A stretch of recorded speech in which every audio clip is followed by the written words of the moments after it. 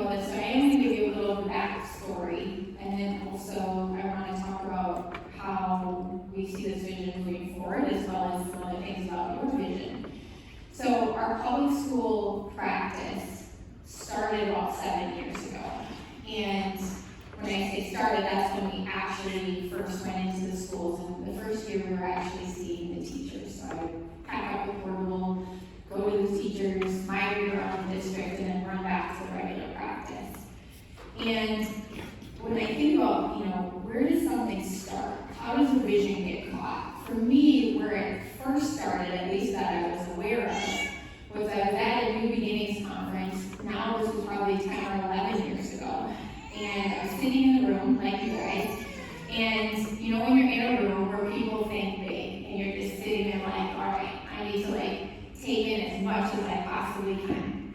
And so the speaker that was on stage that I really recall from that weekend was Dr. Eddie Diaz. And he had us all go through a visualization where we closed our eyes and he walked us through this vision of what does the world look like and how do families operate when all the families know what we know. So much so that the public system has changed, where now the question isn't, has your child been vaccinated? It's, has your child had a chiropractic checkup before they would start school, right? Yeah. And I grew up with public school educators for parents, and so I remember sitting there thinking, I don't see it. I don't think that's going to happen. And you're in a room like New Beginnings, and Sigafus is in the back, and Reggie Gold, and so after his visualization, he said, who can see it? So everybody's hand goes up. So of course I'm like, okay. But I really couldn't see it. And the next thing he said was, if you can't see this, you're part of the problem. And I, at the same time, was learning about where does energy live?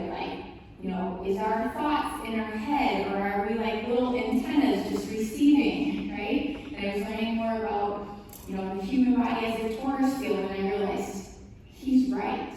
If we can't see the vision, we're projecting out that that's not possible, right? It doesn't cost anything to think bigger about what's possible for humanity, right? So that struck a chord with me.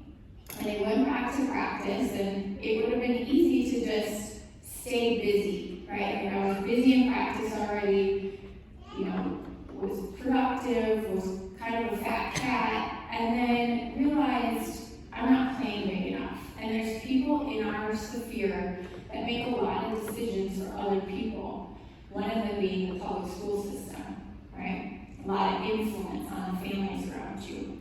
And so I reached out, so this was maybe a couple years later, I reached out to the superintendent, and I won't bore you with the details, but the next thing started to happen where they brought me into a wellness committee, and then there was a poll of, would the teachers like to have chiropractic brought to them if it was during their school day? And that went over well, so we started with the teachers.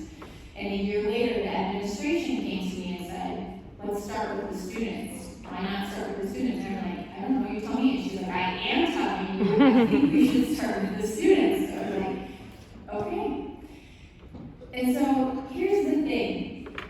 When you think about how that unfolds, and as I tell you where we're at with this project, there are so many things that happen. Dr. Manning coming up to visit at the practice thinking she's going back to Ohio and deciding, nope, I'm going to move up here because I see this vision, I'm part of this, I'm meant to do this with you. It was divine timing. It's this is how things unfold when we catch these visions and let that pull the resources to us, right? So as that grew, go to the next slide, we went from the first school where we worked with 20 kids, and as you can imagine, they had good results, because just like in your practices, kids have great results with chiropractic. And the special ed department was like, you're coming back, right? It's like, yep. And so we're now at a point where Dr. Amanda is full-time in the schools. We're in 9 of our public schools. She sees over 300 to 350 kids a week in the schools. Yeah.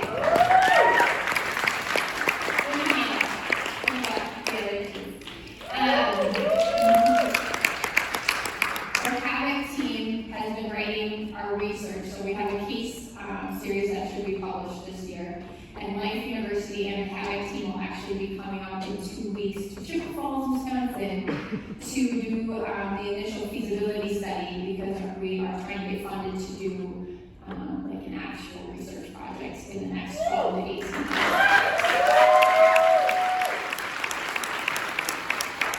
We also have started 2 new school districts in our surrounding areas with 2 separate chiropractors, and we just hired on 2 more chiropractors to keep expanding. The schools are ready. They're looking for the solution, they just don't know what's called chiropractic. But here's what I want you to hear. This is a cool vision, right? And it's going to require so many more of us, right? When we think about if every public school that was Division I wanted a chiropractor in, they've got PT, they've got OT, they've got mental health, why not chiropractic, right?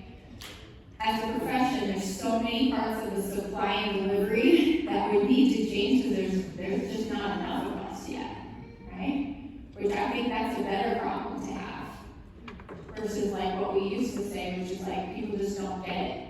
I think they do get it, right? So, when we think about how does vision begin, you hear something, wow, chiropractic across schools across the nation, that feels like a big vision, right? But it starts in small steps, and that's part of what I want to press upon your hearts, is thinking about your own vision. Maybe you come here and you're thinking, I don't know if I have a vision. I like what the ICPA does, I like their vision, and they've enrolled you in being part of it, but what's my own vision? Is it you can catch your vision from other people, first of all, because it's not just unique to you. We need to be collaborative on our visions, right? And I put this picture up here because I want to talk about like how trajectories and generations are shaped.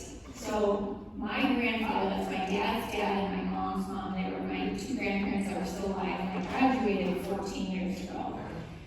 He has a pretty unique story, and I knew he had been adjusted, and I also knew that I had been adjusted because I was colicky when I was a baby, but that's about all I knew when I decided to go to chiropractic school. Well, after graduating, I had been in practice a couple of years. He calls me one day, and if you knew my grandfather, he was a vet, but he was not a warm, fuzzy, little animal lover vet. He was a hard ass.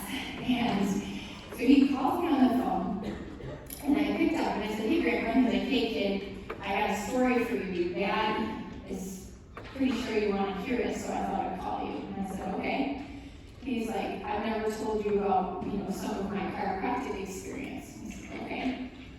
So he grew up in southern Wisconsin down in Milwaukee, and his dad died when he was 7, and he was born in 1920. And when he was 12, his mom moved into the city to try and make ends meet, and he was the youngest son, so he got put in a boarding home. And so he lived in this boarding home, and he would see his mom every once in a while, but he was a pretty tough kid. So he gets to be 15 years old, and he's riding in the passenger seat of a friend's pickup, and he's in a car accident, and in the icy part of the winter. And so they go off the road, and he flies through the front windshield, and his head goes through the windshield. He gets knocked unconscious. So whoever comes upon this wreck in rural Wisconsin, again, this is probably before there was like ambulances servicing that, they said, does anyone know this kid? Oh yeah, he lives at the boarding house. Does anyone take care of this kid? No, but the chiropractor knows him. Bring him to the chiropractor's office. So they brought my grandfather, who was unconscious, to a chiropractor where he stayed for 3 days in this guy's office. And the guy checked and adjusted him, and he walked out on the 3rd day. So he tells me this story, and I was like, you waited this long to tell me this story? I'm like, that's the craziest chiropractic story I've heard. And he's like, yeah. He's like, we got adjusted periodically. I said, how often did you go get adjusted? When did you adjust? He's like, I don't know. My mom didn't have money to go to the medical doctor, so if you were sick, she just brought us to the chiropractor. And I thought, so my great-grandmother was adjusted, my grandfather was adjusted, my dad was adjusted, I was colicky, my dad convinced my mom to take me to get adjusted, she started getting adjusted, now my kids are born at home, I am a chiropractor bringing chiropractic into the school system, right? But here's the thing, my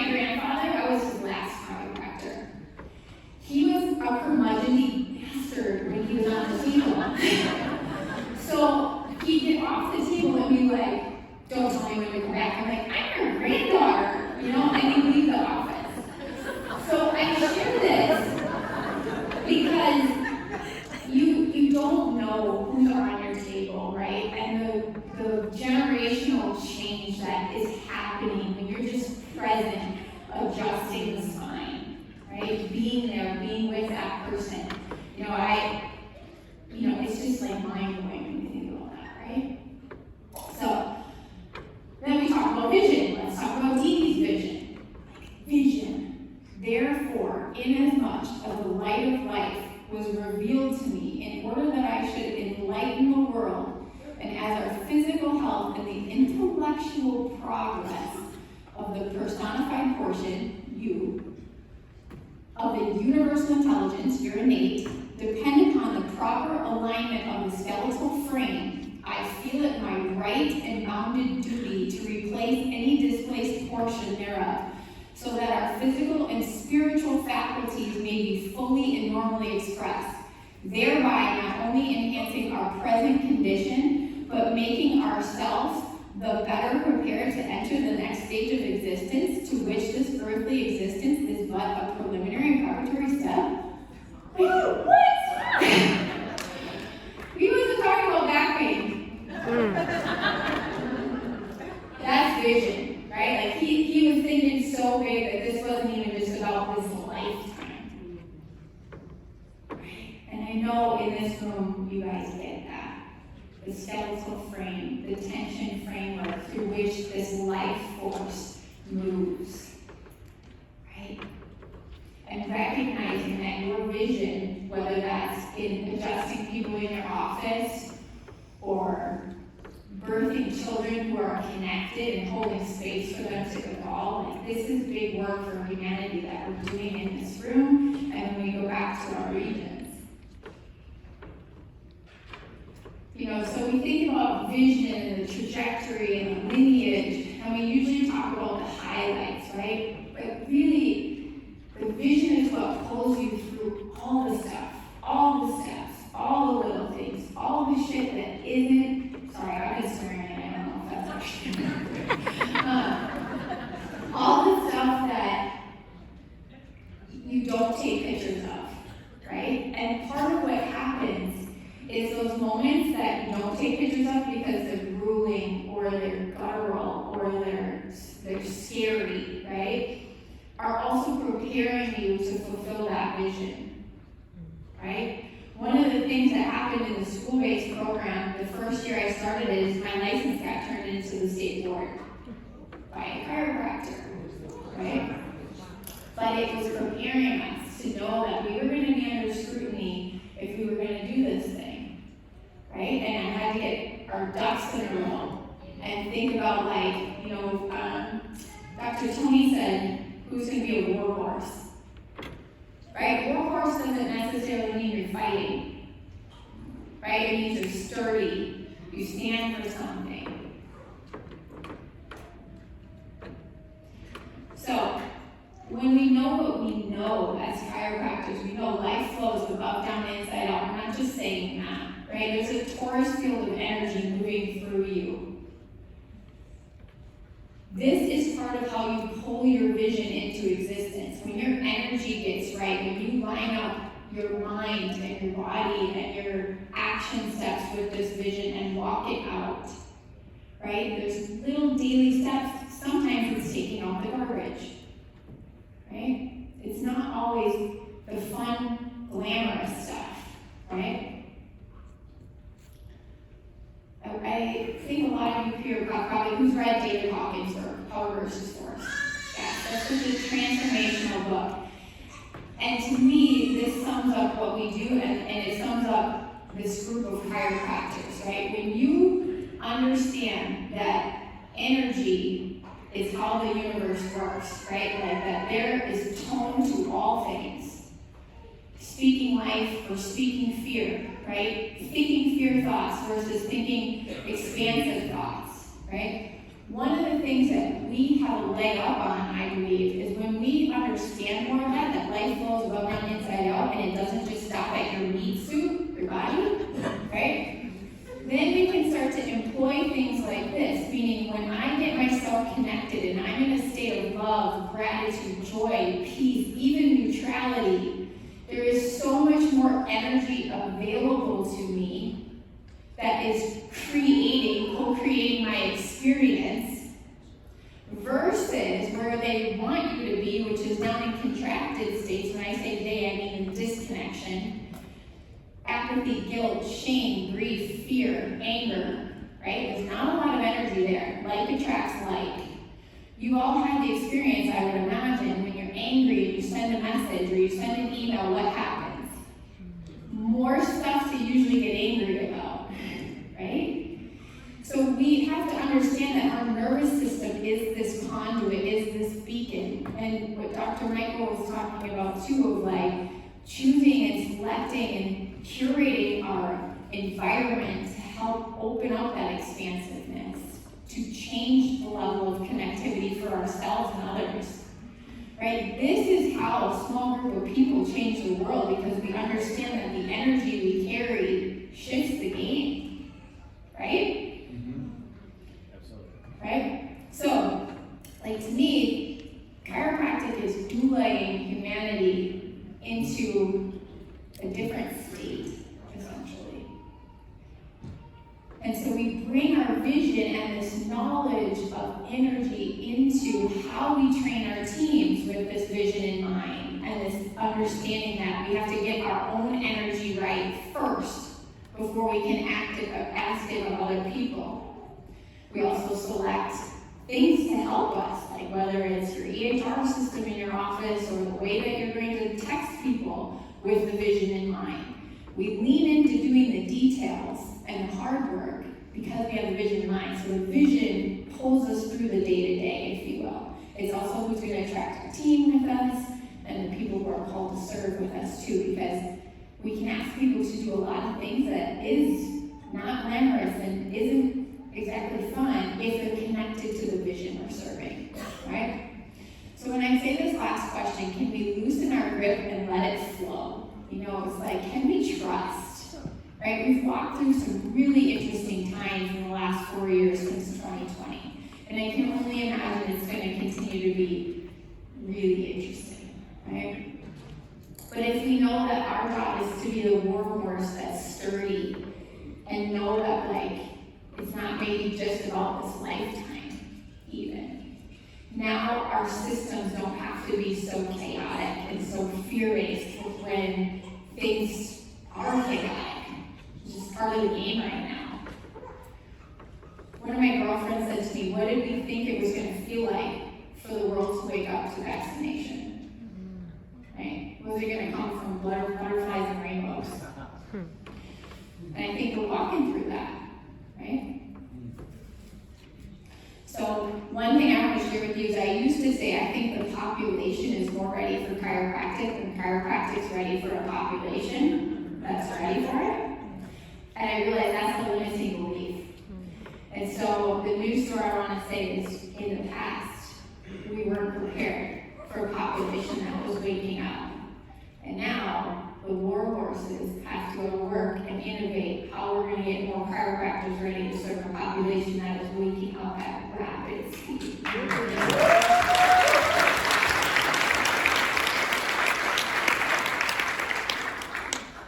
So the last piece of this, what's been put on your heart?